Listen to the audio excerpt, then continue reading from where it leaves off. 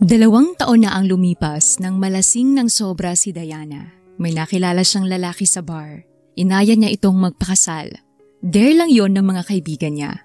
Huling naalala niya lang ng gabing yon ay may pinirmahan siyang papel. Pero dahil sa kalasingan ay wala siyang maalala. Hindi na rin niya maalala ang mukha ng lalaking inaya niya ng kasal dahil sa dare. Malalaman niyang ang boss niya pala ang lalaking yon. At magugulantang siya na asawa niya pala ito, na totoong kasal siya rito, dahil lang sa pinirmahan niyang papel. Paano nga ba nagsimula ang kwento ni Diana? Kasabay ng malakas na tugtugan at hiyawan ng tao sa paligid at mga tawanan ng kanyang mga kaibigan, ay napahawak si Diana sa kanyang sintido. Tinamaan na kasi siya ng alak dahil nahihilo na siya. Cheers! Sigaw pa ng mga ito pero hindi na siya nakasabay. Laro tayo! Tulad ng dati, ani ng kaibigang si Beatrice. Sure! Ikaw muna, Sarah! Ani pa ni Beatrice sa isa nilang kaibigan. Tuwang-tuwa ang mga kaibigan niya at alam ni Diana na kasali siya doon. Truth or dare? Ngiting tanong ni Beatrice. Siyempre dare! Tawang-tawa namang sagot ni Sarah. Okay. I-body shot mo yung guy na nakaupo doon. Sabay turo sa lalaki. Mabilis namang tumayo si Sarah at taas noong lumapit sa lalaki at nilagyan ng asin ang panga nito at hinalikan bago uminom ng alak. Naghiyawan ang ilang mga kasama nito, maging si Beatrice. Ang galing! Pagpuri ni Beatrice. Ngumiti naman si Diana sa kaibigan. Oh, ikaw naman Beatrice at panghuli itong si Diana. Usal ni Sarah. Dare akin, anito. Sige, mag-twerk ka doon sa taas. Galingan mo ha? Mataray naman itong umakyat sa dance floor katabi ng DJ at nagsayaw ng twerk. Tuwang-tuwa ang mga kalalakihan sa ibaba. At nang matapos ito ay tumayo na si Diana na wala ng kaunti ang hilo niya. Hindi na kita tatanungin kung truth or dare. Alam ko namang dare din ang pipiliin mo. Sambit ni Sarah sa kanya. Madali lang ito, Diana, kumpara dati. Kayang-kaya mo to. Ani pa ni Beatrice. Nakikita mo yung lalaking yon? Sabay turo nito sa kabilang parte kung nasaan ang 3 lalaki. Yung nasa gitna, yung seryoso yung aura at umiinom ng alak ngayon, siya si Engineer Lucas. Lalapit ka sa kanya at sisigaw ka na anakan ka niya. That's it. Nakangiting paliwanag ni Beatrice. Nilingon ni Diana ang kinaroroonan ng lalaki. Halos lahat naman ng ginagawa nila ng dare ay hindi na niya nakakasalamuha kaya hindi big deal yon sa kanya. Mabagal ang lakad niya papunta sa parte nito at nang makatapat na siya ay sandaling nagtama ang mga mata nila. Hindi rin nakatakas sa paningin ni Diana ang pagkagulat sa mga mata nito nang makita siya. Huminga naman si Diana ng malalim at nginitian ito. Engineer Lucas! Anakan mo ako please! Sigaw niya dahilan para makuha niya ang atensyon ng mga naroon lalo na ang atensyon ng binata. Nag-flying kiss pa siya dito bago kumindat at tumalikod. Narinig niya pa ang ilang kansyawan at nang makalapit siya sa mga kaibigan ay nagtawanan ang mga ito. Walang kupas! Ani ni Sarah. Hindi na rin siya nagtagal doon at umalis na. May lakad pa kasi siya kinabukasan at bukod doon ay nahihilo na din siya. Masakit ang ulo niya nang magising kinabukasan. Ayaw pa sana niyang bumangon pero kailangan niya na ng trabaho. Gulo-gulo ang buhok na nagtungo si Diana sa banyo para maligo. Kumuha lang siya ng noodles para sa kanyang almusal at walang buhay na naupo sa harap ng mesa. Mag-isa lang siya sa kanyang kondo dahil nakabukod na siya sa kanyang mga magulang. Kumuha siya sa cabinet ng gamot sa hangover matapos kumain. Bit-bit ang mga requirements ay pumasok siya ng gusali. Dumaan muna siya sa reception staff para magtanong kung nandito na ang mag-i-interview sa kanya. Good morning po. Saan po ang interview? Tanong niya. Sa itaas po ma'am. Papasamahan ko po kayo sa isang staff. Ani nito at nagtawag ng isa para samahan siya. Ang sabi ay wala daw ang mismong boss kaya iba ang mag-i-interview. Ngumiti siya nang makapasok sa opisina. Nag-umpisa itong magtanong at binigay niya na ang mga papeles niya. We will just call you Miss Lopez. Usal nito kaya tumango siya at tumayo. "Thank you, sir," aniya at nagpaalam na. Umuwi din siya kaagad sa kanyang kondo at mag-iintay na lang ng tawag. Samantalang kadarating lang ni Lucas galing sa isang business meeting para sa itatayo nilang hotel sa Baguio. Sinalubong siya ng inatasan niyang mag-interview para sa mga applicants. "Sir, narito na po ang mga papel ng mga aplikante." Ani nito at ipinatong ang mga white folder sa table niya. Tumango siya at iniabot ang dalang attache case dito. Inayos niya ang suot niya bago maupo. Inumpisahan niyang buklatin at basahin ang ilang impormasyon tungkol sa mga nag-apply, pero isa lang ang pumukaw sa atensyon niya. Walang iba kundi si Diana Lopez, 26 years old, single. Bahagyang tumaas ang kilay ni Lucas. "Single, ha?" Aniya. Itinabi niya ang ilang folder at iniwan lamang ang folder ni Diana. Inaabot niya ito sa lalaking kaharap. "Hired her." Aniya kaya tumango. "Okay, sir, I will call her." Saad nito at lumabas na. Sumandal si Lucas sa kanyang upuan at ngumisi. Naalala niya ang nangyari noong isang gabi, lalo na ang pangyayari 2 taon na ang nakakalipas. Panahon na para kunin ito, bagay na dapat matagal niya nang ginawa. Nagluluto ng tanghalian si Diana nang mag-ring ang cellphone niya. Binitawan niya ang sandok at pinatay ang stove. "Hello?" sambit niya. "Good morning, Miss Lopez. This is Ian Rivera from Hotel Builders Company. I just want to say that you passed and you're hired. Congrats and you may start tomorrow morning. Thank you." Halos magtatalon naman si Diana sa tuwa. "Thanks po, sir," aniya, bago tumalon-talon at masayang bumalik sa pagluluto. Maayos ang suot at excited siya sa bago niyang trabaho. Naibalita na rin niya ang pagkakatanggap niya sa mga kaibigan at masaya ang mga ito. 6:00 pa lang nang dumating siya sa kumpanya. Sa itaas siya nag-antay kung saan siya naka-assign. "Dito ang cubicle mo, Miss Lopez." Itinuro sa kanya ng isang empleyado ang magiging table niya. Ngumiti siya at nagpasalamat. Naupo na siya at inilagay ang mga gamit niya. Ipapatawag daw siya ng CEO mamaya para kausapin para sa kanyang gagawin. "Miss Lopez, nasa loob na ng office si Sir Lucas at ipinapatawag ka."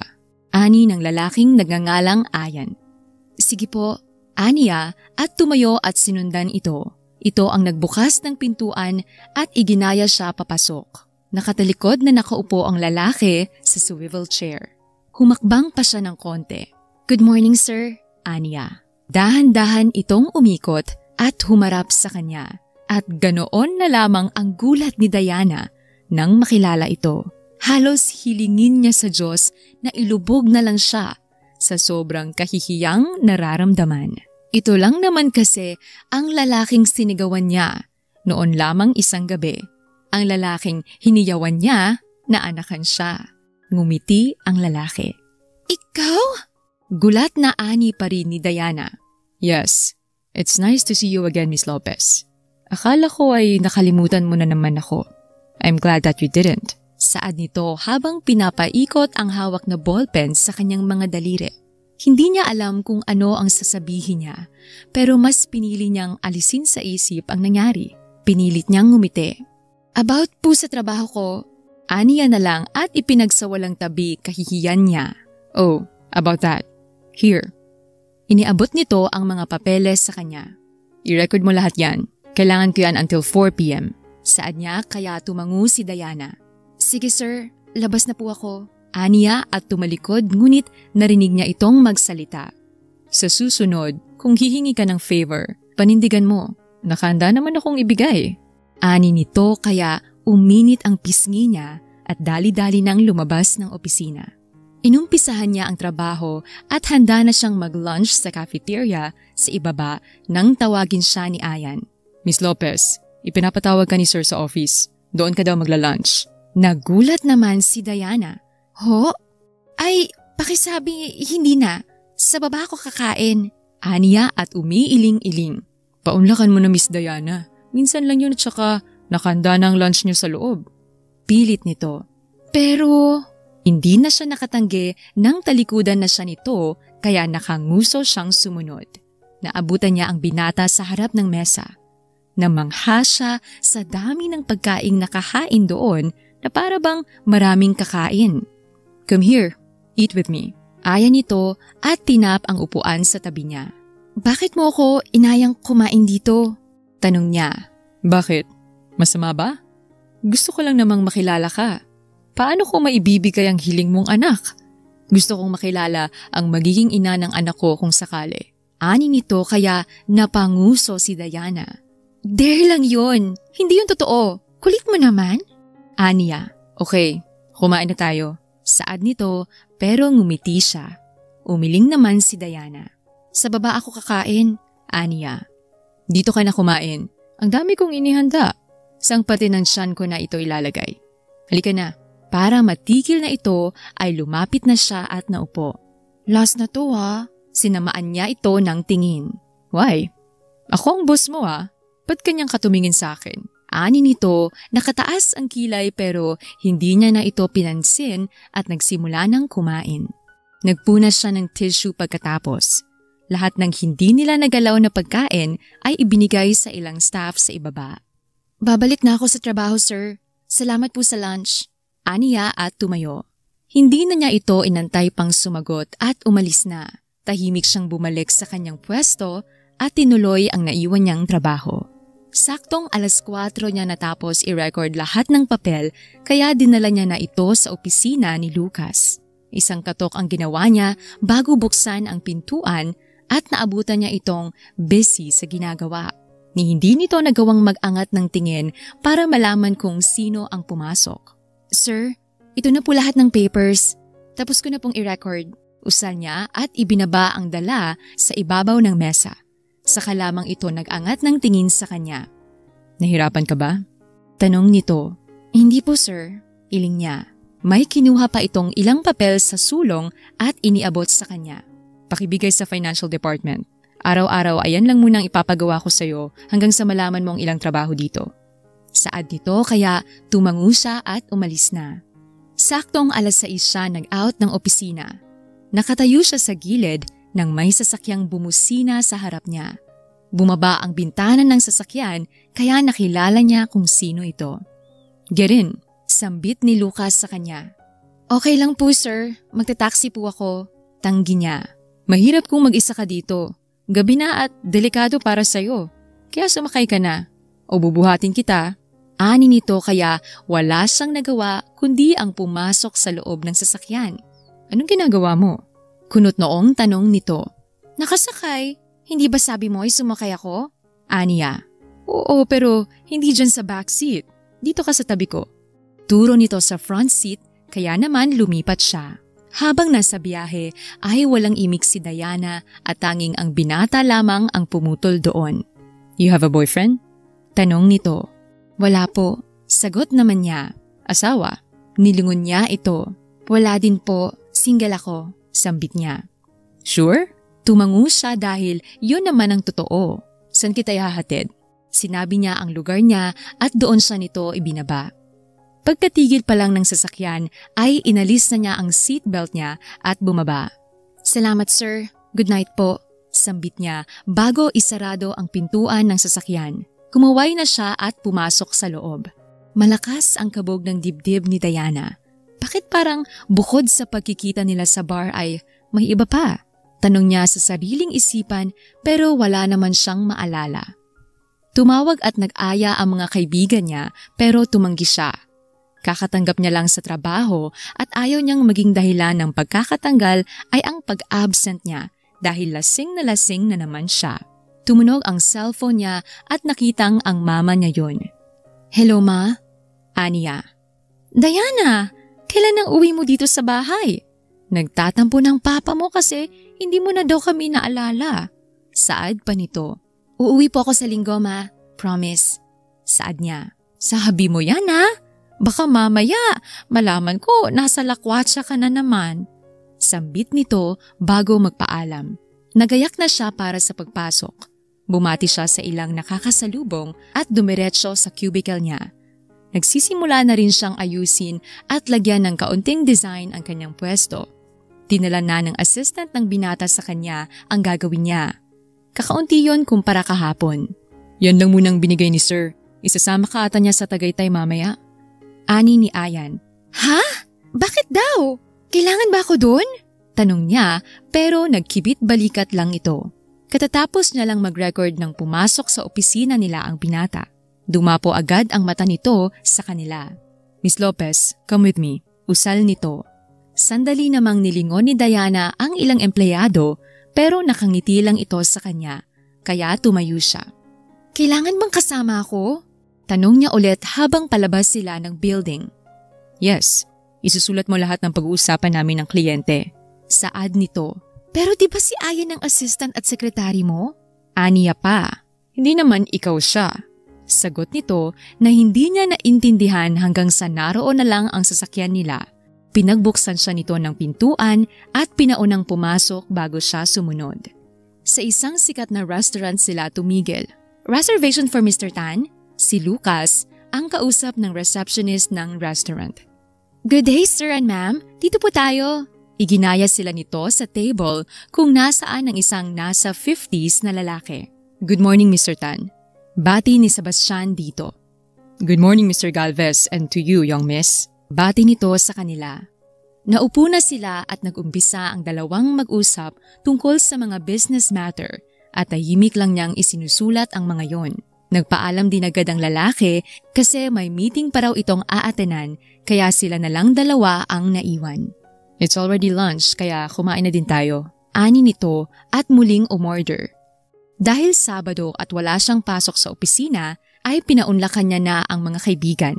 Sa isang resto lang sila pumunta dahil hindi rin trip ng mga ito mag-bar ngayon. Kumusta ang trabaho mo Diana? At ano itong sinasabi mong boss mo si Engineer Lucas? Tanong sa kanya ni Beatrice. Oo nga. Alam niyo bang hindi ko inaasahan yun? At nakakahiya. Bakit kasi hindi niyo man lang sinabi na may-ari pala sila ng ganong kalaking kumpanya? Saad niya. Hindi ko naman kasi alam na doon ka mag-a-apply girl. Pero teka, alam mo ba? Dati ko pa itong naiisip eh. Hindi mo ba talaga maalala yung nangyari noon sa'yo? Yung inutusan ka naming maghanap ng lalaki at aayaing magpakasal? May nakuha ka ba? Bigla ka kasing nawala at hindi na bumalik kaya akala namin ininjan mo kami. Saad pa nito.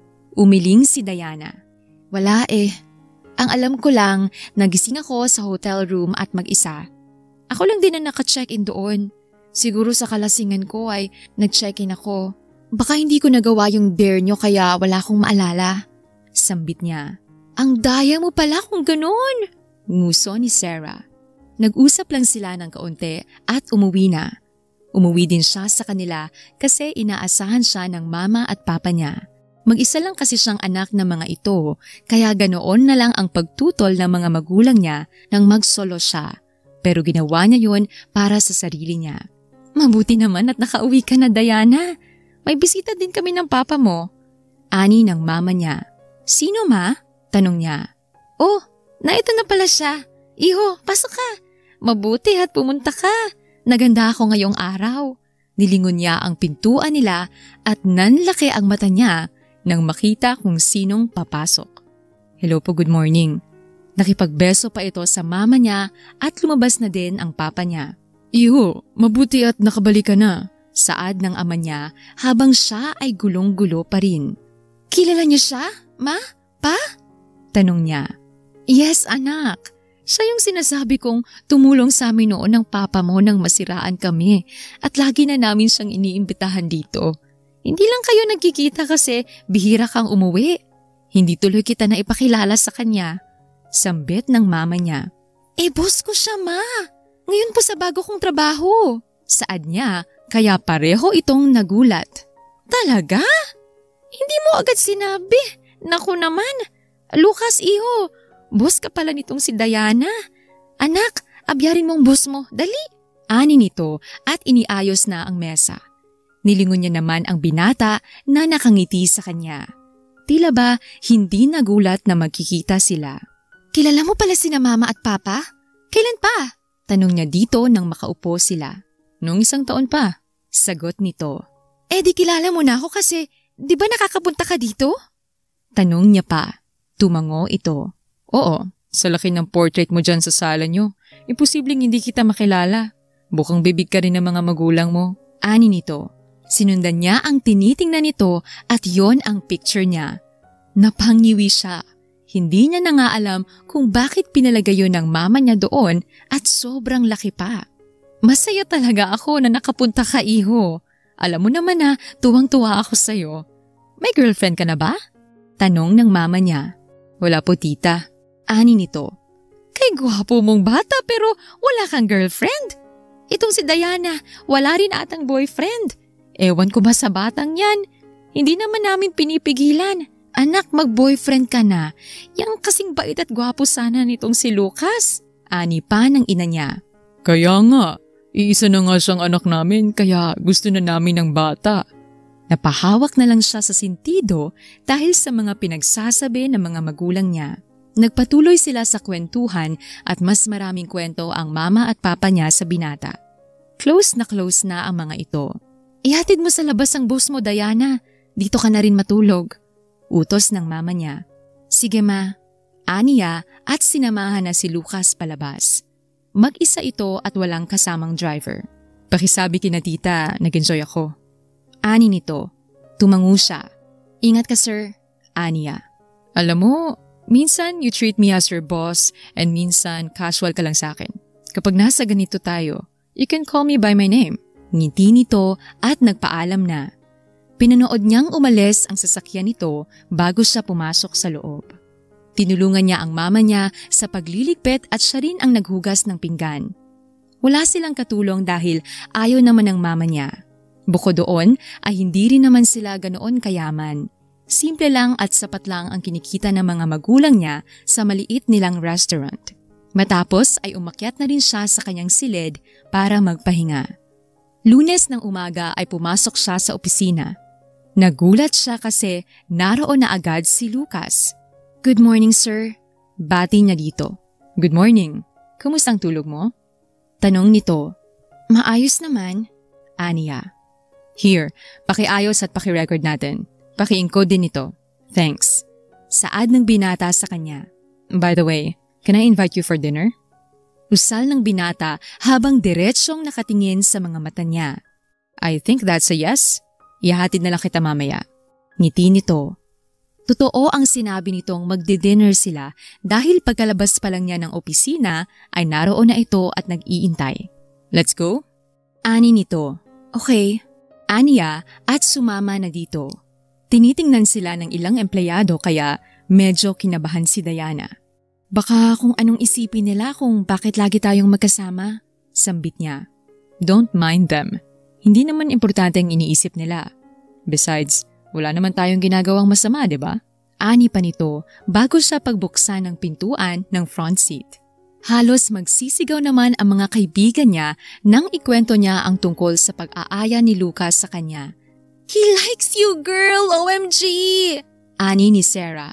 Gusto ka na niya kaya siya ganyan sa'yo. Sure yan. Dagdag pa ni Beatrice. Imposible yan. Saad niya na lamang. At bakit naman? Sa ganda mong yan, bakit imposible? Bakla ba siya? At saka, yung mga galawang ganyan, basang-basa na yan. Pinupormahan ka niya, Diana. Pilit ni Beatrice sa kanya. Basta, hayaan natin siya. Kayo, anong balita sa inyo? Ibinaling niya sa mga ito ang topic. Ayun, wala pa rin akong jowa. Puro playboy kasi ang mga walang hiya. Ang target ko nga ngayon ay AFAM naman. Uso yun. Saad ni Sarah. Yan din ang plano ko eh. Alam mo na, yung 4 na M ang gusto ko. Matandang, mayaman, madaling mamatay. Para ang ending, milyonarya ng ante mo, o diba? Nagtawanan sila dahil doon. Loka talaga kayo, sambit niya. Sus, porket may jojowain ka ng mayaman eh. Biro ni Sarah sa kanya, kaya napailing-iling na lang siya. Kinabukasan ay balik sa dati ang routine niya.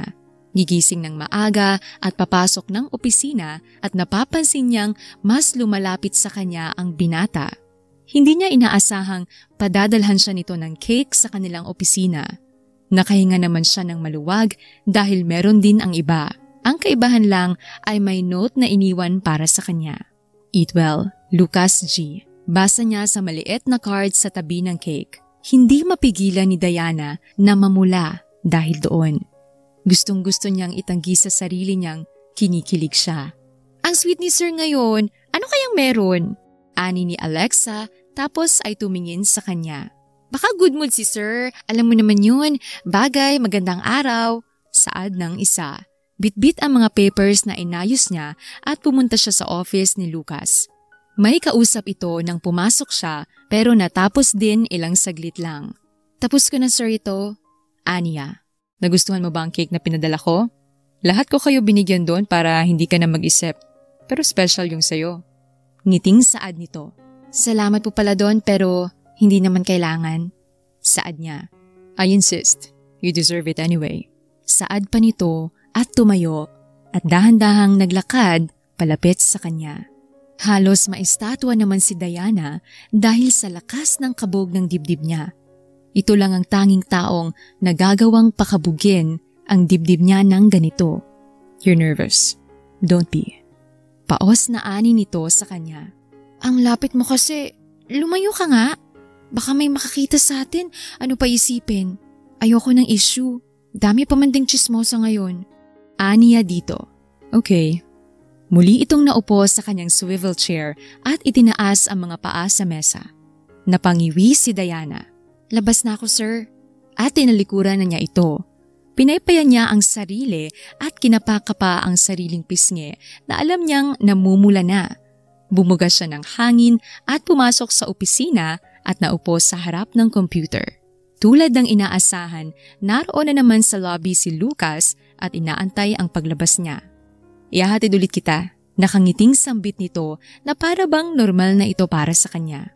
Alam niyang kahit tumanggi siya ay hindi rin ito papayag. Pwede ba kitang tanungin? Saad niya habang nasa biyahe. Sige, ano yun? Sandali siyang binalingan ng tingin. Pinupormahan mo ba ako? Diretsyang tanong niya habang nakatingin dito. Ngumiti at natawa naman ito kaya kumunot ang noo ni Diana. Bakit natawa ka? Inis na sita niya. Manhid ka kasi. Sa tagal kong nagpaparamdam, hindi mo ba pala alam? Oo, pinopormahan kita. Nagpapalakas nga ako sa'yo lagi eh. Sambit nito. Malay ko sa'yo, wala ka namang sinasabi. Halos pabulong na aniya sa binata. Ngayon, pwede ba akong manligaw? Tanong nito. Really? Sa kaligitnaan ng biyahe? At saka, bakit ako? Ano bang meron sa akin? Empleyado mo lang ako. Mayaman ka, ako hindi. Usal niya. Kasi ikaw si Diana. Ikaw ang gusto ko. Seryosong saad nito at dahil sa usapan nila ay hindi niya namalayang nakarating na sila sa kondo niya. Salamat sa paghatid. Ingat, paalam niya bago bumaba sa kotse. Hindi siya dalawin ng antok dahil sa kakaisip sa sinabi ng binata. Paikot-ikot na siya ng higa pero wala pa rin. Ang resulta ay puyat siya kinabukasan at tinanghali siya ng gising. Madaling-madali siya sa paggagayak dahil ayaw niyang mahuli sa trabaho. Hindi na siya nag-agahan pa at dumiretso na papasok. Nag-time in agad siya pagkapasok at dumiretso agad sa opisina. Dinig na dinig agad niya ang kwentuhan pagkapasok pa lamang. May niniligawan na si Sir Lucas. Swerte naman ng girl. Dinig niyang saad ng isa. Kaya nga, pagsang-ayon ng isa. Dumiretso siya sa cubicle niya at ini-open ang computer. Ang bilis kumalat ng balita ngayon. Daig pa ang internet ng Pinas sa bilis. Halos mapaiktad siya nang may magsalita at siya na naman ang hinahanap. Delivery po for Ma'am Diana. Saad ng lalaki. Ho? Wala akong order. Baka po sa ibang department yan. Sambit niya. Sa inyo po ito Ma'am Diana Lopez. Ani pa ng lalaki kaya lumapit na siya ay pangalan niya nga ang nakalagay. Bayad na po ito ma'am. Papirma na lang po. Kinuha niya ang ballpen at pinirmahan ang logbook.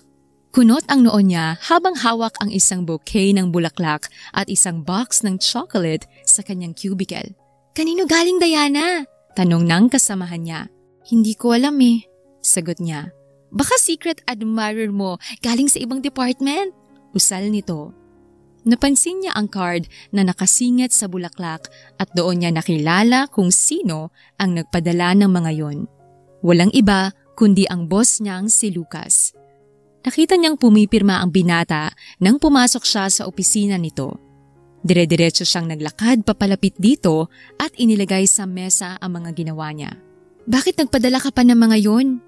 tanong niya. "Why? Hindi mo ba nagustuhan?" tanong nito. "Para saan ba yun?" aniya pa. Binitawan nito ang hawak na ballpen at tumayo. Nilapitan siya nito. "Hindi pa rin pala malinaw sa'yo. Pero okay, uulitin ko. Pwede ba akong manligaw?" Walang ano-ano'y tanong nito sa kanya. Hindi agad nakasagot si Diana. Walang namutawi sa kanyang bibig dahil sa lakas ng pintig ng puso niya. Mas lalo itong lumapit at iniintay ang sagot niya. Ewan, pag-iisipan ko. Labas mo na ako." Utal na saad niya at mabilis na lumabas. Maaga siyang nag-out para hindi siya abutan ni Lucas at sumakay lamang siya ng taxi. Ikinuwento agad niya sa mga kaibigan ang nangyari nang tumawag ito. "OMG! Ang haba ng hair mo, girl! Abot hanggang EDSA, oh!" Ka-video call niya ang dalawa sa messenger. "Tinalo mo na si Rapunzel. Tapos, pag-iisipan mo pa kung magpapaligaw ka? Pero ang totoo, yes na yes ka. Pa-hard to get ang peg mo ngayon, ha?" Sambit ni Sarah na todo talak sa kabilang linya. "Balitaan mo ulit kami sa love life mo, ah. Siya nga pala, kailangan kong magpaayos ng PSA ko. Kailangan kong kumuha sa munisipyo. Ikaw, Sarah, Diana, nakakuha na kayo?" tanong ng kaibigan. "Nakakuha na ako. Si Diana ata, hindi pa?" saad ng kaibigan. "Sige, pahikuha na lang yung akin para kapag kinailangan. Birth certificate pa kasi gamit ko ngayon at PSA na daw dapat. Pasuyo na lang," aniya kay Beatrice. "Okay, sige. Padala mo na lang payment mo kasi hindi libre yun, girl." Natawa naman siya at tumango. "Oo, hulog ko sa GCash mo," saad niya. Nagtataka si Diana kung bakit may busina ng sasakyan siyang naririnig mula sa labas ng kondo niya. Wala naman kasi siyang inaasahang bisita ngayong araw, Sabado, at wala siyang pasok. Imposible ding mama at papa niya yon kasi hindi ito nagsabi. Lumabas siya, bitbit ang tasa ng kapeng iniinom niya. Nakapantulog pa siya at hindi pa nakakaligo. "Sino yan?" sambit niya. Halos maibugan niya ang iniinom na kape nang lumabas ang sakay ng sasakyan. "Anong ginagawa mo dito?" takang tanong niya. "Binibisita ka. Hindi mo ba ako papapasukin?" ani nito. Nilakihan niya ang bukas para papasukin ito. Bigla siyang na-curious sa itsura niya ngayon. Nakaramdam siya ng matinding hiya. Nauna siyang pumasok sa loob para iayos ang sarili. "Dito ka lang muna, mag-aayos lang ako," aniya at dali-daling pumanhik pa itaas para magpalit ng damit. Bumaba din siya pagkatapos. "Kape?" alok niya dito. "Okay." Saad nito kaya nagtimpla siya tapos ay ibinigay dito. "Hindi mo sinabing pupunta ka, sir," aniya habang katapat ito sa sofa. "Drop the sir. At saka, naisip ko lang puntahan ka. Tungkol sa tinatanong ko kahapon, nakapag-isip ka na ba?" tanong nito. "Bakit muna ako?" tanong niya. "Simple. You got my whole attention and I like you." Saad nito. "Kung ganon, pumapayag ako. Pero wag mong gagamiting card yan sa trabaho ko. Kung ano ang dapat kong gawin ay ganoon pa rin dapat. Don't give me a special treatment." Saad niya at marahan itong tumango. "Ito ang opisyal na araw ng panliligaw ko. Ipagluluto kita." Tumayo ito at lumabas. May bitbit na agad ito papasok at mukhang planado na. "Huwag mong susunugin ang kusina ko," paalala niya. Nakaupo lang siya habang pinapanood itong maghiwa ng karne at ilang rekado. Halatang sanay sa kusina ang binata at pakiramdam niya'y daig pa siya nito. Hindi niya kasi passion ang pagluluto. Inihanda yun ni Lucas sa lamesa. "Let's eat," aya nito at nilagyan pa siya ng kanin at ulam sa plato. Nagsimula silang kumain at tunay na masarap ang luto nito. "How is it?" tanong nito. "Masarap. Baka masanay ako nito, ha?" aniya. "Ipagluluto kita palagi kung ganon." Ngiting pahayag nito. Matapos kumain ay ito rin ang nagpresentang maghugas ng mga plato at in fairness, marunong ang binata. Dapat magpaalam ka din kina mama at papa. Sambit niya habang nasa sofa sila. Yeah, at alam kong botong-boto sila sa akin kaya walang problema. Tumaas ang kilay niya. Ako pa rin na magdedesisyon kung sasagutin kita kaya ayusin mo. Sambit niya pa. Wala si Ayan dahil naka-leave ito kaya si Diana muna ang kinuhang pansamantalang secretary ni Lucas. Siya ang nag-ayos ng schedule at ilang meeting nito para sa araw na yon. Nasa opisina siya ng binata dahil inaantay niya itong matapos sa meeting sa conference room. May project kasi itong dinideal para sa expansion ng hotel nila sa ibang lugar. Inayos niya ang ilang libro at mga papers na nakatambak sa kabilang tabi. Sinunod niya ang table ni Lucas at hindi sinasadyang makita niya ang isang envelope sa sulong ng lamesa nito. Dala ng kuryosidad ay marahan niyang kinuha at binuksan ang envelope. At tumambad sa kanya ang personal information ng binata. Status? Married? Takang basa niya sa papel at paulit-ulit na binasa yon kasi akala niya ay nagkamali lang siya ng basa. Pero hindi. Unti-unting uminit ang sulok ng mata ni Diana kasi pakiramdam niya'y niloko at tinraidor siya nito. Paano niya ako nagawang ligawan? Kayong kasal pala. Mahina niyang usal sa sarili, puno ng pait. Bumukas ang pintuan ng opisina at pumasok doon si Lucas. Nagulat ito nang makita ang itsura niya, lalo na ang papel na hawak niya. Kasal ka! Kasal ka pero may gana kang manligaw? Gagawin mo pa akong kabit mo? Puno ng galit niyang anas dito. Hindi. Magpapaliwanag ako. Hindi kita ginagawang kabit, Diana. Isang malakas na sampal ang ginawa niya dito. Huwag mo nang tangkaing bilugin ang ulo ko! Usal niya at nagmarch sa palabas ng opisina at pilit na pinupunas ang luha niya. Masama ang loob niyang umuwi ng kondo niya. Hindi na niya natapos ang trabaho dahil sa nalaman. Naiinis siya kay Lucas kasi nagsinungaling ito sa kanya. Namumula ang mata niyang nakaupo sa sofa habang yakap-yakap ang unan nang tumunog ang doorbell niya. Ang binata agad ang unang pumasok sa isip ni Diana, kaya wala siyang balak buksan ang pintuan. Patuloy lang ito sa pag-doorbell. Natigil lang siya sa pagtulala nang mag-ring ang cellphone niya. Tumatawag ang kaibigan niyang si Beatrice. Hello? Sambit niya. Uy, Diana! Nasaan ka? Nasa trabaho ka ba? Kanina pa kasi ako doorbell ng doorbell dito. Walang nalabas. May importante akong sasabihin sa'yo. Saad nito kaya mabilis siyang napatayo. Buong akala niya kasi ay si Lucas ang nasa labas. Binuksan niya ang pintuan at nakita ito. Tinaasan siya nito ng kilay. Nandyan ka lang naman pala pero hindi mo ko binubuksan. May papakita ko sa'yo. Tuloy-tuloy itong pumasok, dala ang folder. Naupo ito sa sofa tapos ay sinenyasan siyang lumapit. Di ba nga nagkuha ko ng PSA? Tapos ay kukunin ko sana yung sayo pero sabi ay hindi mo na daw kailangan noon at ito na ang kailangan mo. Ani nito at ibinigay ang papel sa kanya. Ano to? Tanong niya naman. Marriage contract mo.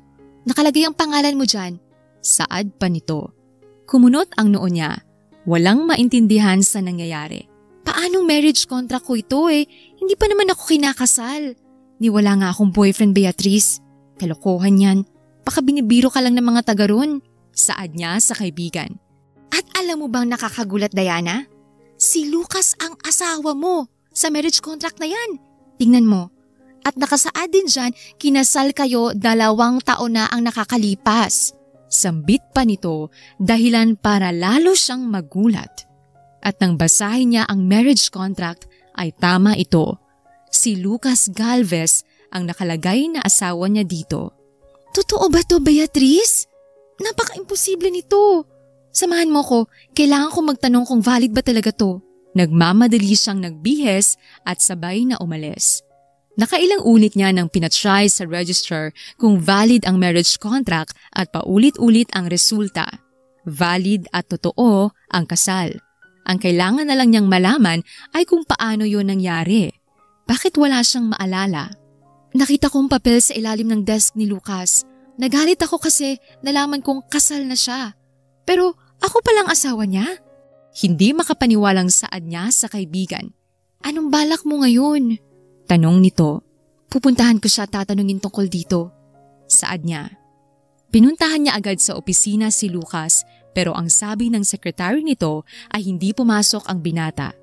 Masama daw ang pakiramdam nito kaya humingi na lang siya ng address para doon mismo ito puntahan. Nakakadalawang doorbell pa lang siya sa harap ng bahay nito nang lumabas ang isang matanda. Base sa ayos ng damit ay naisip niyang isa ito sa kasambahay ng lalaki. Sino pong kailangan? Tanong nito. Nandyan ba si Lucas Galvez? Empleyado niya ako. May nais lang sana akong itanong. Pahayag niya. Tumango naman ito at mas nilakihan ang bukas ng gate. Opo ma'am, nasa itaas po si sir. May lagnat po kasi siya kaya baka hindi nyo rin makausap. Pasok po kayo. Aya nito at iginaya siya papasok. Nakita niyang pumasok ito sa kusina at may dala ng tray ng pagkain paglabas. Sumabay na po kayo sa akin paakyat. Magdadala po kasi ako ng pagkain ni sir kasi kagabi pa siya walang kain. Ani nito. Sa sinabi ng matanda ay bahagya siyang nakaramdam ng awa. Pwede po bang ako nang magdala nito sa kanya? Aniya. Tiningnan siya nito at tumango. Salamat po, usal niya at sinamahan siya nito hanggang sa pintuan ng kwarto. Kumatok siya bago pumasok. Patay ang ilaw ng silid pero dahil sa liwanag mula sa labas at bukas na bintana ay may munting liwanag sa loob. Dumapo agad ang mata niya sa lalaking nakahiga sa kama. May balot ng kumot at pikit ang mga mata. Marahan niyang ipinatong sa mesa ang tray at sandali itong pinagmasdan. Unti-unting nagmulat si Lucas at diretsyong nakatingin sa kanya. Diana, hanggang sa panaginip ko nakikita kita. Baliw na ata ako. Paos na sambit nito sa sarili. Tumikim si Diana para magsalita. Kumain ka na at magpagaling. May dapat tayong pag-usapan. Sambit niya at doon ito tuluyang nagising. Pinilit nitong iangat ang sarili. Diana, takang sambit nito. Hindi inaasahan na makikita siya. Kinuha niya ang pagkain nito at nilagay sa kama. Kumain ka na at uminom ng gamot. May mahalaga tayong dapat pag-usapan. Aniya sa malamig na boses. Sinulya pa nito ang pagkain tapos ay umiling. Kumain ka na. Pilit niya. Subuan mo ko. Napaawang ang labi ni Diana sa hiling nito. Ayoko nga. Kaya mo na yan. Tanggi niya. Pero nangihina ako.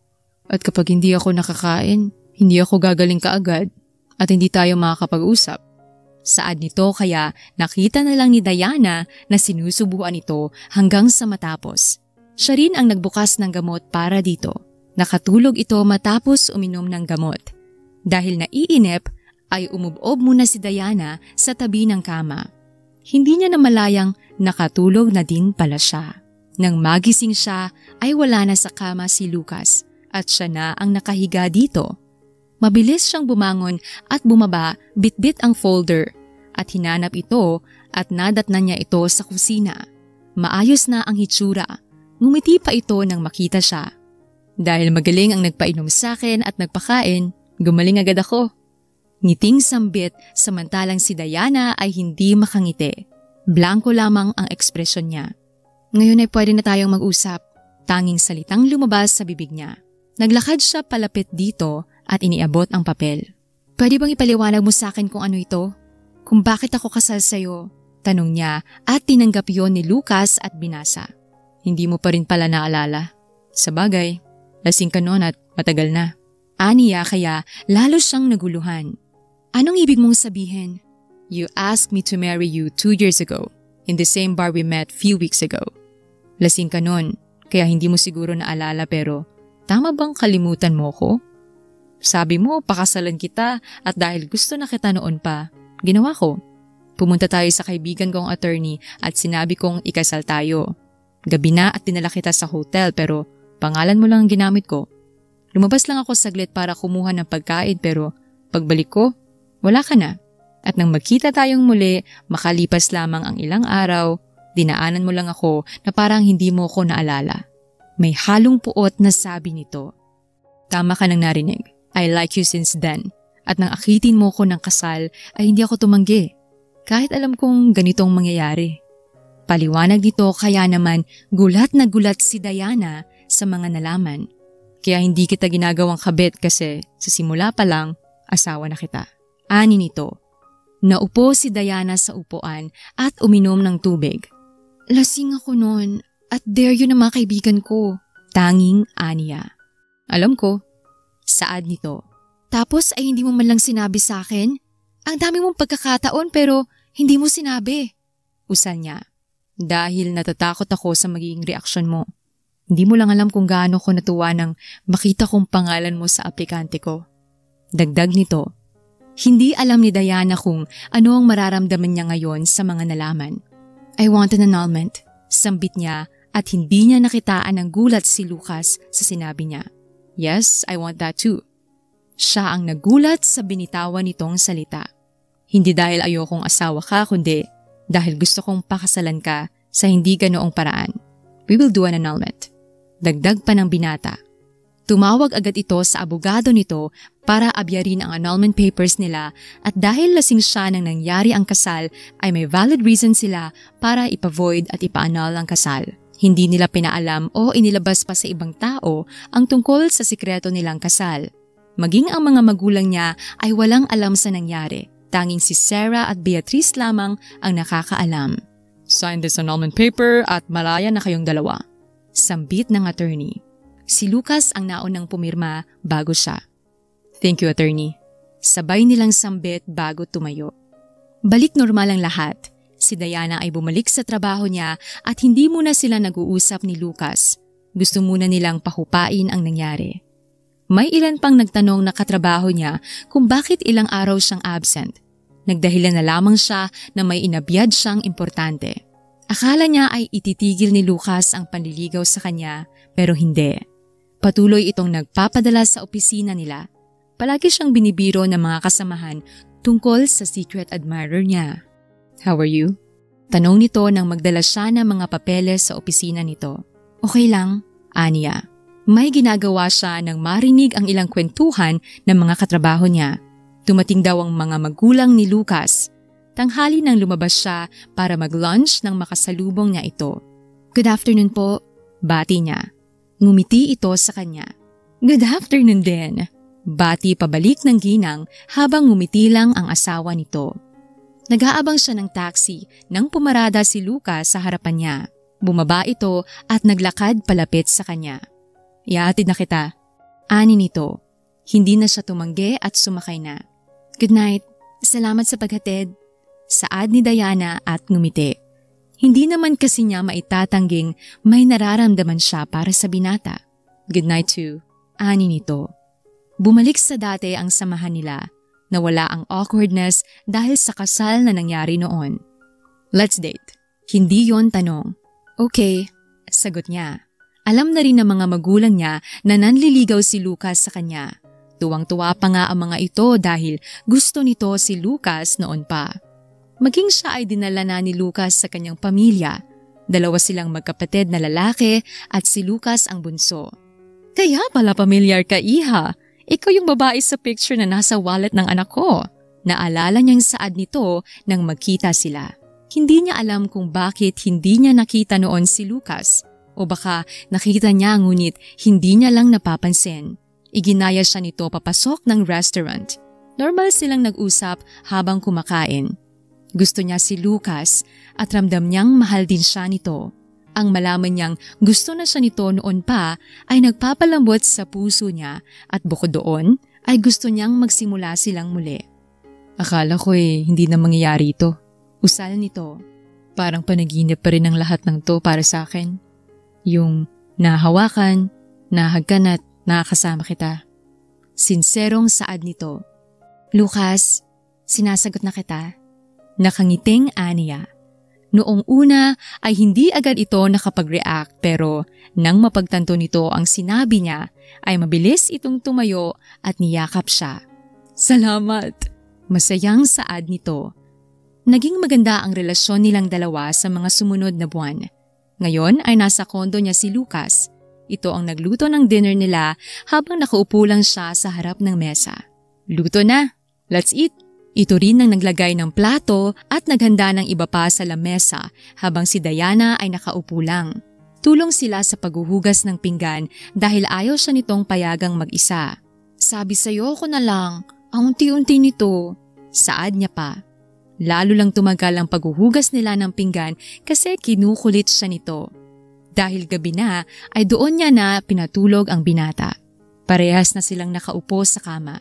Lumapit siya dito at hinalikan ito sa pisngi.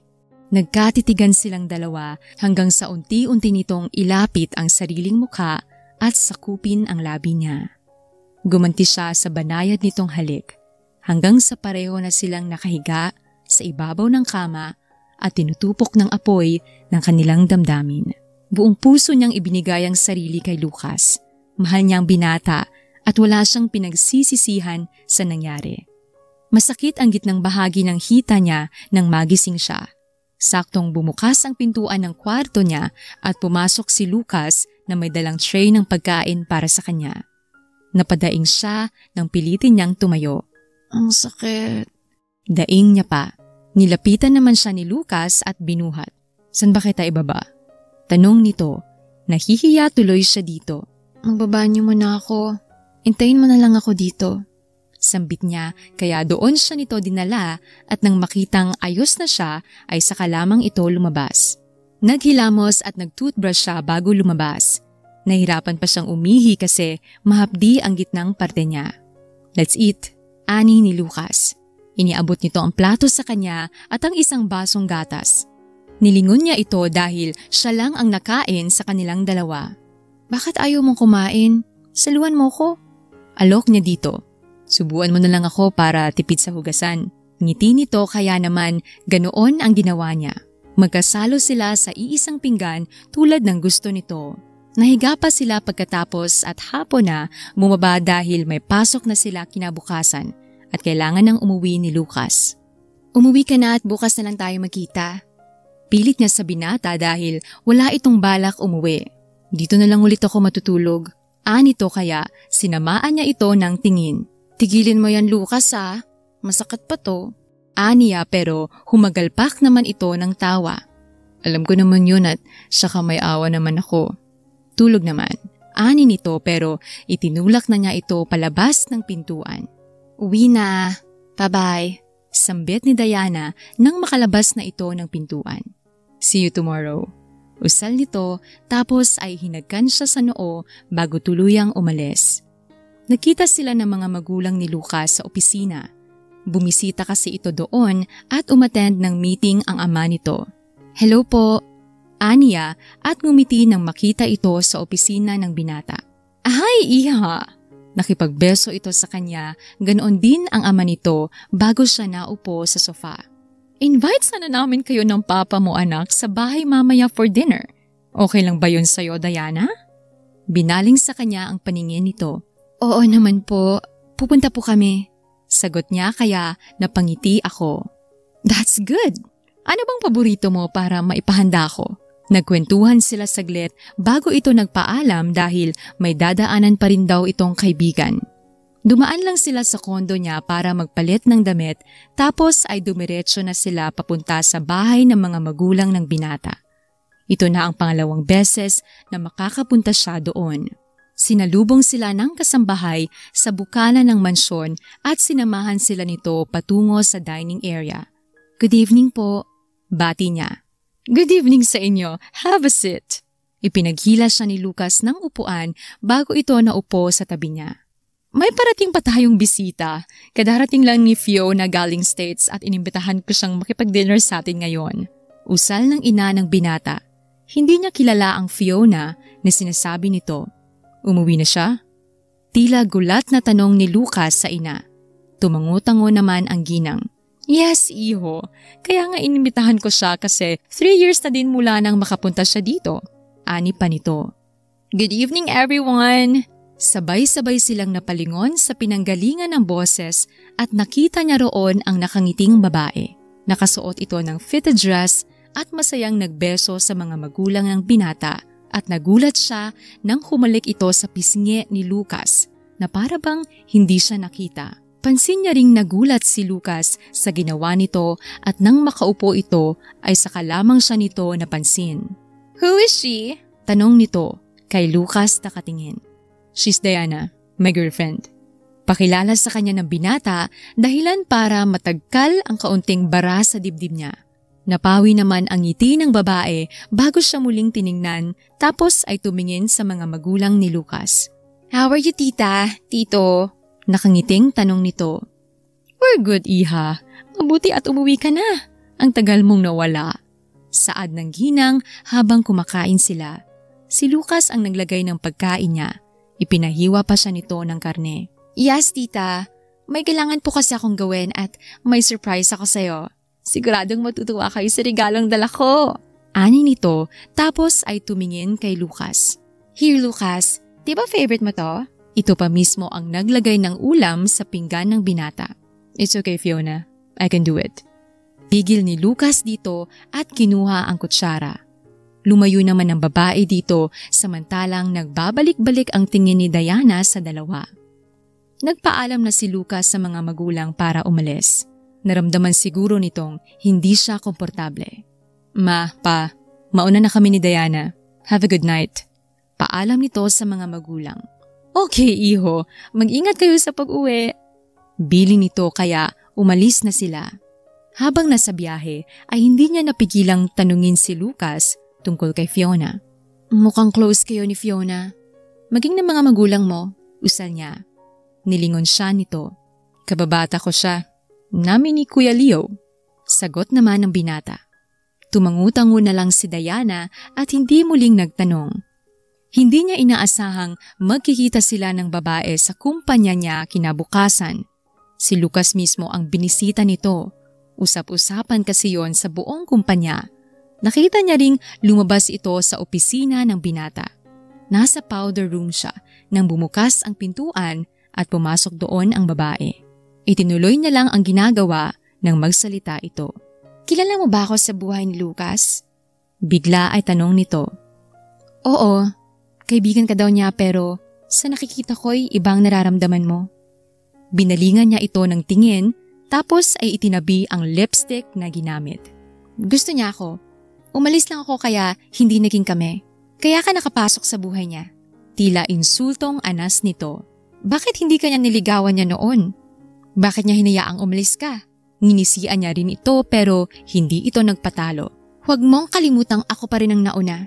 At may isa pa akong alas na tiyak na magiging dahilan para iwan ka niya. Kaya humanda ka. Nakangisi nitong sambit bago siya talikuran at umalis. Hindi agad siya nakalabas ng banyo. Nanatili siya doon ng ilang minuto hanggang sa kumalma. Naabutan niya si Lucas sa opisina nila. Hinahanap siya. Pwede ba tayong mag-usap? Saad niya nang makalapit siya dito. Nauna itong lumakad papunta sa office niya habang kasunod siya. Nanggaling si Fiona dito, diba? Nagkita kami sa powder room at sinabi niyang muntik na kayong magkaroon ng relasyon noon. Saad niya dahil hindi na niya kayang ikubli pa ang nasa isip. Nilapitan siya ni Lucas. Kung ano man ang sinabi ni Fiona sa'yo, hindi yun totoo. Hindi naging kami dahil kaibigan lang ang turing ko sa kanya. Sorry kung ginugulo ka niya. Huwag ka mag-alala kasi pagsasabihan ko siya. Pahayag nito tapos ay hinawakan ang pisngi niya. Laking pasalamat niya nang hindi na muli pang pumunta doon ang babae. Dahil sa totoo lang ay kumukulo ang dugo niya sa tuwing nakikita ito. Nasa meeting si Lucas kaya hindi siya nito maihahatid. Nag-aabang siya ng masasakyang taxi nang makita si Fiona na lumalabas ng kabilang building. Ngumisi ito nang makita siya. Hi Diana, it's nice meeting you again. Can't wait to tell what my surprise is. May bahid ng pang-aasar na saad nito. Hindi niya ito pinansin hanggang sa umalis na rin ito sakay ng kotse. Agad naman siyang pumara nang makita ang taxi.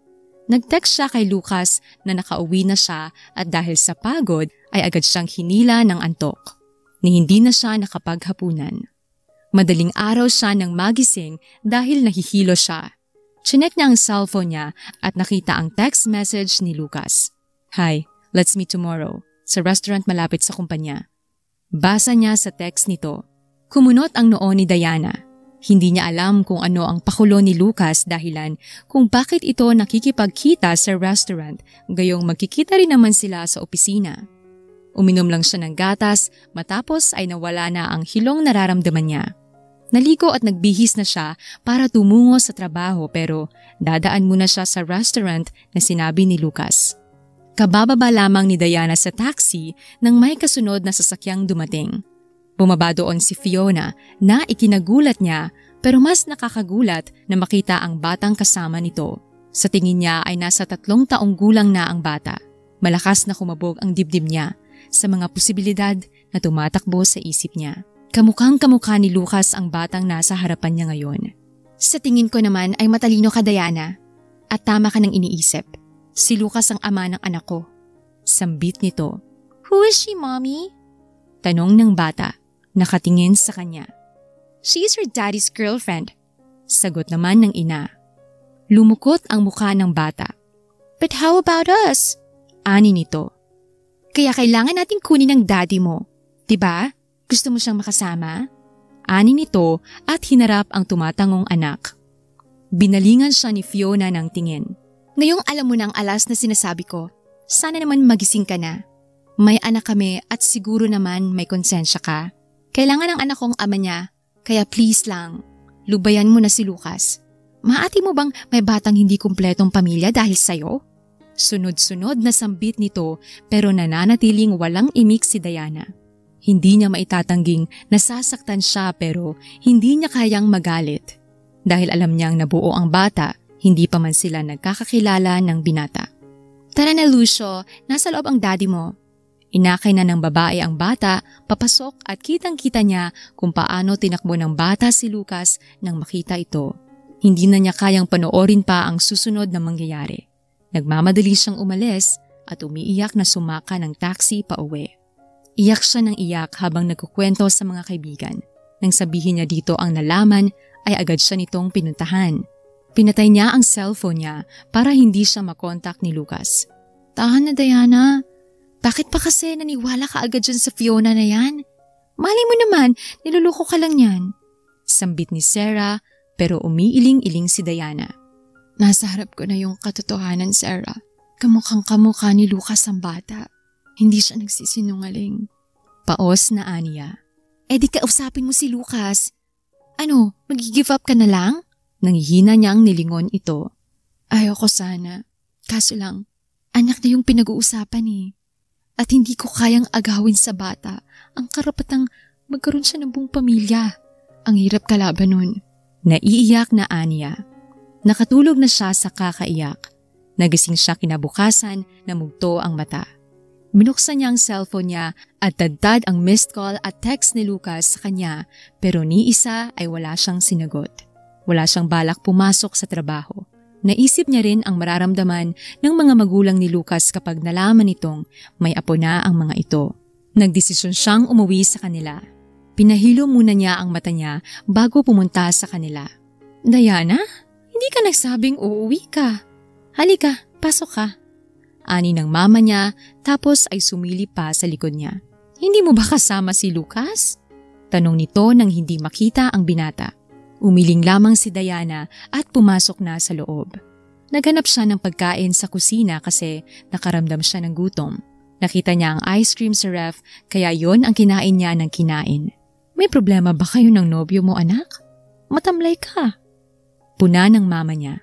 Ibinaba niya ang ice cream na hawak at hinarap ang ina. Maghiwalay na kami ma. Saad niya kaya nagulat ito. Bakit? Anong problema? Baka naman pwede niyong pag-usapan yan. Alalang saad ng ina niya. Maya-maya lang ay bumaba ang papa niya. Anong problema? Tanong ng papa niya. Itong anak mo at si Lucas. Maghihiwalay na daw. Ani ng ina niya. May anak si Lucas ma. Parehas silang natigil at humarap sa kanya. Ano? Paanong? Gulat na tanong nito. 3 taon na ang bata. Wala pa ako noon kaya wala akong karapatang magalit sa kanya. Pero ma, hindi ko kayang pagkaitan ng karapatan ng batang yun sa ama niya, lalo na gusto niya itong makasama. Pahayag niya dito. Nagkausap na ba kayo ni Lucas tungkol dyan? Umiling siya. Hindi ko po kaya ma, sambit niya. Nagpaalam muna siyang aakyat para magpahinga. Nagising siya sa kalagitnaan ng gabi sa kakasuka. Halos maubusan siya ng lakas sa loob ng banyo. Naisip niyang baka nasobrahan siya sa kinain niyang ice cream at hindi siya kumain ng hapunan. Muli siyang bumalik sa pagkakahiga at natulog. Ang mama niya ang nagluto ng agahan. Fried rice ang naunang ihain sa mesa at naamoy niya agad ito. Parang binabaliktad ang sikmura niya kaya mabilis siyang tumakbo sa lababo. Nagmumog siya pagkatapos ngunit nawala na siya ng ganang kumain. "May sakit ka ba, Diana? Ang putla mo!" Puna ng ina niya at nilapitan siya para haplusin ang kanyang noo. "Wala ka namang lagnat," ani nito. Samantalang nakailang dial na si Lucas kay Diana pero hindi ito sumasagot. Kahapon pa niya ito tinatawagan matapos itong hindi dumating sa restaurant. Naalala niya ang sinabi ni Fiona sa kanya. Kung wala lang siyang naalala ng gabing yun ay iisipin niya ng anak niya ang bata dahil kamukhang kamukha niya ito. "Walang nangyari sa atin, Fiona," ani niya. "Meron, Lucas. Hindi ba sapat na ebidensyang anak ko?" Ani pa nito. "Tigilan mo ko, Fiona. Maring kamukha ko ang batang yan pero alam kong hindi ako ang ama niya. Alam kong may sikreto kayong relasyon ni kuya. Kaya hindi ko alam kung bakit ginugulo mo ko ngayon. Huwag mong sabihan ng mga kasinungalingan ng bata. Deserve niyang totoo." Saad niya pa at muling tumingin sa relo dahil wala pa si Diana. "Inaantay mo si Diana? Hindi na siya darating kasi sinabi ko na itong lahat sa kanya." Saad nito at pigil na pigil siyang patulan ito dahil nasa harapan nila ang bata. "You're not my daddy?" Nakangusong tanong nito. Lumhod siya sa harap nito at hinawakan ng pisngi ng bata. "Little boy, I'm not your daddy, but I'm your tito. My brother is your daddy." Paliwanag niya sa bata tapos ay hinarap niya muli ang babae. "Ayusin mong gulong ginawa mo, Fiona. Sabihin mong totoo sa bata at sabihin mo kay kuya ang tungkol sa kanya." Aniya at iniwan ito. Pinuntahan niya si Diana sa kondo nito pero walang lumalabas.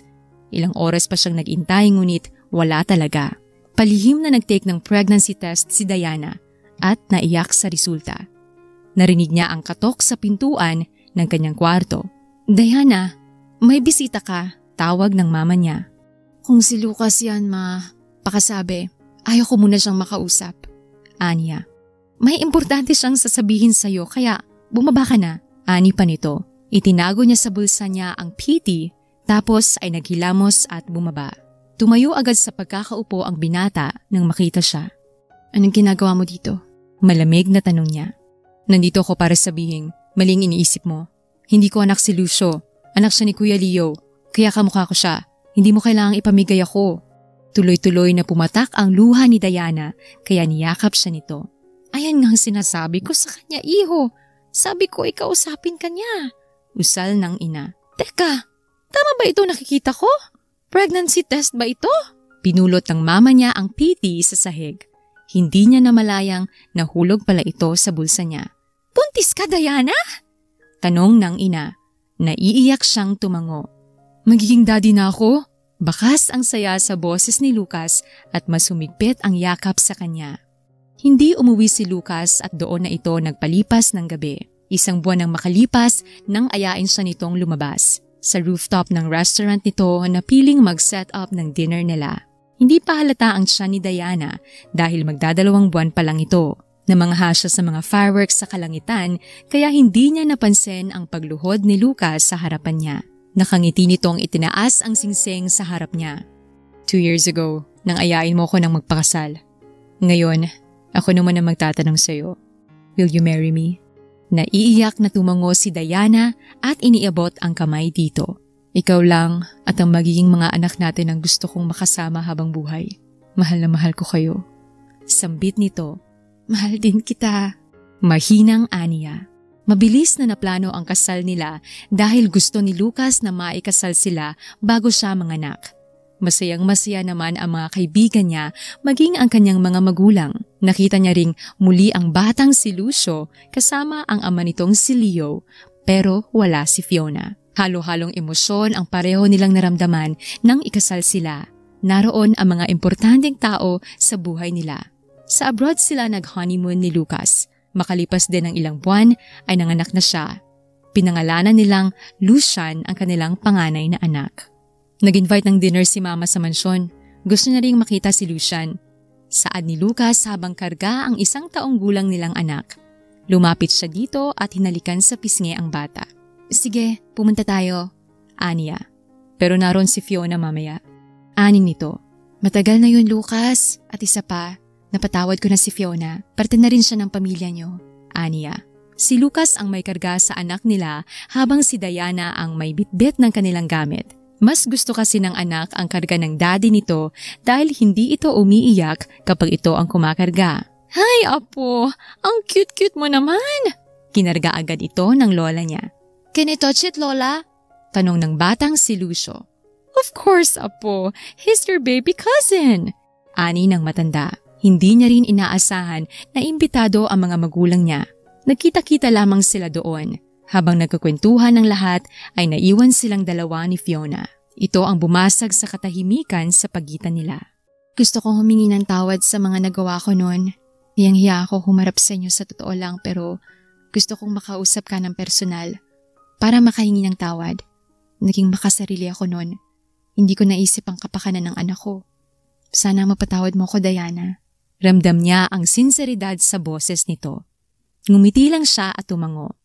Matagal na kitang pinatawad, Fiona. Wala na sa akin yun. Hiling ko ay sana maging magkaibigan tayo para sa mga pamilya natin. Saad niya. Nagpaalam na ito nang matanaw na papalapit na si Lucas, karga ang anak nila.